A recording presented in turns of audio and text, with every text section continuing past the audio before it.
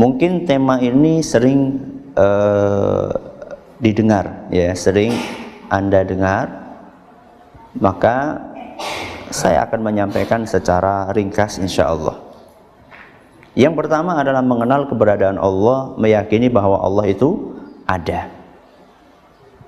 Buat kita itu adalah sesuatu yang sudah final. Masa sih ada manusia yang ragu? Masa sih ada manusia yang ragu bahwa Allah itu ada?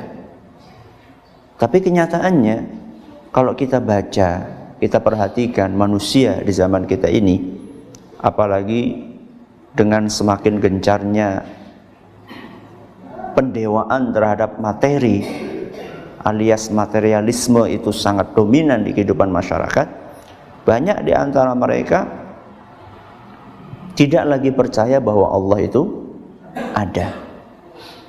Tuhan mereka adalah uang. Menurut mereka dengan uang bisa melakukan apa-apa. Dengan uang bisa membeli apa-apa. Termasuk juga keadilan bisa dibeli dengan uang. Sehingga imbasnya ketika mereka meyakini bahwa Allah itu tidak ada, imbasnya mereka juga akan meyakini bahwa surga dan neraka tidak ada, ya. Bahkan sampai mereka membuat orang-orang yang beriman dibikin ragu sama mereka. Kadang-kadang mereka mengatakan, kamu itu capek-capek beribadah, capek-capek sholat, capek-capek puasa, apa-apa haram, istilah mereka. Minuman haram, zina haram, riba haram, bohong haram. Kamu tuh mau bisnis atau mau apa? Semuanya serba haram. Ketika aku tanya kepada kamu, kenapa kamu sholat, kenapa kamu puasa, kenapa kamu zakat, kenapa kamu mau meninggalkan yang enak-enak? Ketika aku tanya kepadamu, engkau akan menjawab, karena aku cinta kepada Allah, aku pengen surga, aku takut neraka. Itu jawabanmu. Kalau memang itu jawabanmu, maka saya akan bertanya kepadamu, kalau seandainya setelah kamu capek begini dan begitu, ninggalin ini, harus ngerjain ini dan itu, pengen surga, takut neraka, ternyata ketika kamu nanti mati, surga itu nggak ada, neraka nggak ada, gimana? Kata dia. Kalau antum ditanya gitu gimana? Hah? Qadarullah. Udah gitu, pasrah aja gitu. Kalau antum ditanya gitu gimana? Dan itu sangat mungkin. Jadi karena kita ini kan bergaulnya dengan manusia yang sangat heterogen.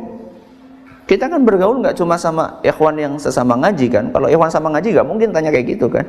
Tapi kan di dunia pekerjaan kita, di dunia kuliah kita, tetangga-tetangga kita, sangat besar kemungkinan suatu saat kita akan menghadapi pertanyaan seperti itu. Apalagi menurut mereka kita ini aneh, ya, penampilan beda, orang nggak pada ke masjid, ini ke masjid, ya. Orang pada ke mall, ini malah ngaji, ya. Orang ini pada liburan kayak gini, waktunya santai malah ngaji lagi. Ini orang kerjaannya setiap hari ngaji mulu. Mungkin menurut dia aneh, maka dia bertanya kepada Anda, ngapain kamu capek-capek kayak gitu? Pengen surga, pengen neraka, kalau ternyata nanti nggak ada surga, nggak ada neraka, gimana? Tuh jawabnya apa coba? Nggak apa-apa gitu. Apa? Nah, kita balik bertanya. Emang yang boleh bertanya cuma dia? Kita balik bertanya kepada dia. Apa pertanyaan kita? Kalau ternyata ada gimana? Kalau ternyata nggak ada, nih ya, berarti kan ada kemungkinan ada atau tidak ada. Kalau ternyata ada, kalau ternyata tidak ada, ini kita cari yang pahit dulu. Kalau ternyata tidak ada, Apa yang sudah kita lakukan, sholat, puasa, berbuat baik sama orang lain, ketika ternyata surga nggak ada, rugi nggak Anda? Masa nggak rugi? Capek-capek sholat nggak rugi? Nggak rugi? Nggak ruginya di mana? Bagus. Dengan sholat, dengan puasa, dengan zakat, dengan beribadah, dengan meninggalkan yang haram-haram tadi, di dunia kita hidupnya apa? Tenang. Dan ketenangan batin itu nggak bisa dibeli dengan uang, bahkan dengan dunia seisinya. Dan itu sudah merupakan keuntungan yang luar biasa. Bahwa dengan sholat, dengan kita berbagi sama orang lain, karena konsep berbagi sama orang lain, sebagian orang itu nggak bisa masuk gitu loh. Kita yang capek kerja, orang lain yang menikmati itu nggak masuk sama logika mereka. Tapi dia belum merasakan gimana nikmatnya kita itu berbagi gitu loh.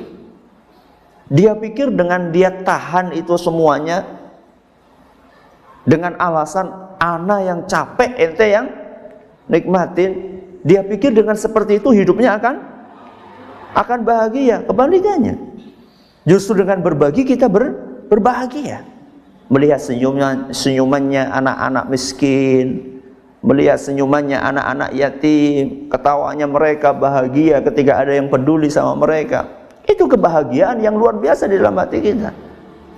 Jadi toh seandainya ternyata surga nggak ada, nggak rugi. Karena kita sudah mendapatkan apa? Ketenangan dan kebahagiaan di dalam hati yang luar biasa. Ya. Bukan hanya itu. Di dunianya kita juga dapat apa itu? Nama yang baik. Ya. Nama yang harum. Ya.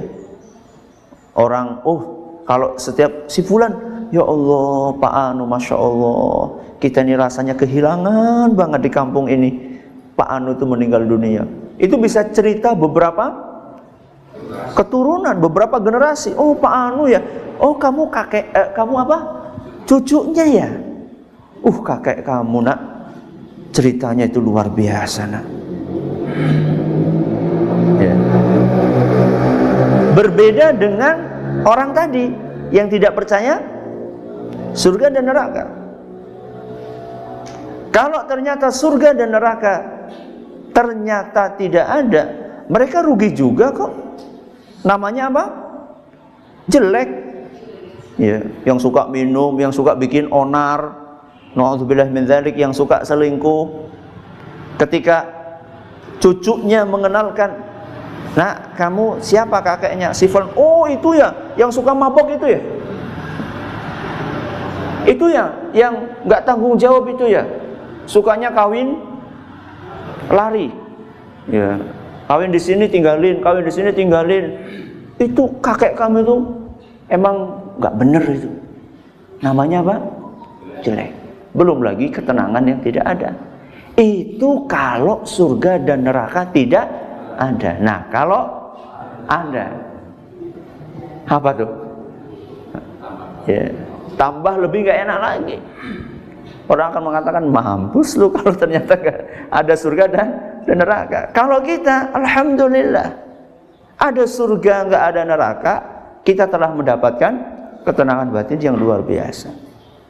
Walaupun sebenarnya orang Islam nggak boleh dia ragu tentang surga dan neraka.